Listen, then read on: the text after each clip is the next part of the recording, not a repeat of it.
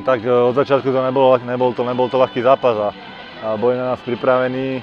A hovorím, na konci počet sme dali gól, čo nám myslím si pomohlo, ale po strane toho druhého, ktorým nám brankár pomohol, tak sa to z nás padlo, sa to uvoľnilo a hovorím, potom sme to už zvládli. Tak si myslím, že super časom aj odpadával, takže to bolo pre nás jednoduchšie. Hovorím, ten druhý gól po tej chybe brankára nám pomohol a hovorím, tých posledných 30 minút sme už pohodlne viedli a sme to uhrali. Tak cítil som sa dobre, no.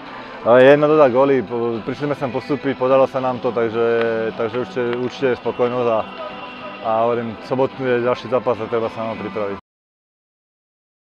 Tak asi mám ešte jednu šancu, chcel som brankára prehodiť, no netrafil som bránu alebo som mu prekopol, takže ma to mrzí, ale hovorím, 3-0 sa vyhralo, to je dôležité pre nás. Tak určite ihrisko bolo v zlom stave, no ale hovorím, bolo pre obidve mužstvá rovnaké, takže vyhrali sme 3-0, zvládli sme to, spokojnosť na našej strane.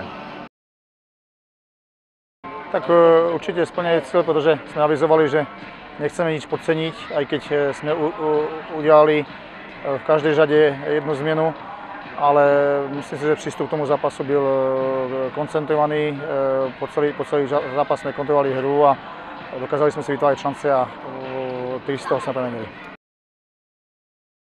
Tak jasné, že povedal som, že musíme dať koncentrovanie, pokiaľ tie góly dáme v úvode toho zápasu, tak nám to samozrejme pomôže sa skľudniť, ale musím povedať, že sme ten zápas kontrolovali po celý zápas a čakali sme na tú šancu, ktorá príde.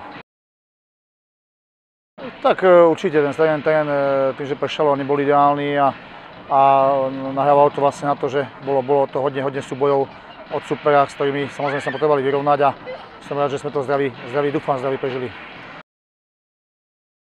Tak s tým, že to počasie sa nepršie, tak sme využili na to, že vlastne vykúšame, zajtra máme regeneráciu na etapy, to znamená stále po 2 hráčov, tak aby zvládli masáže a venovali sme sa celé dopoledne regenerácii, v pátek predzápasové tréning a v sobotu samozrejme zápas.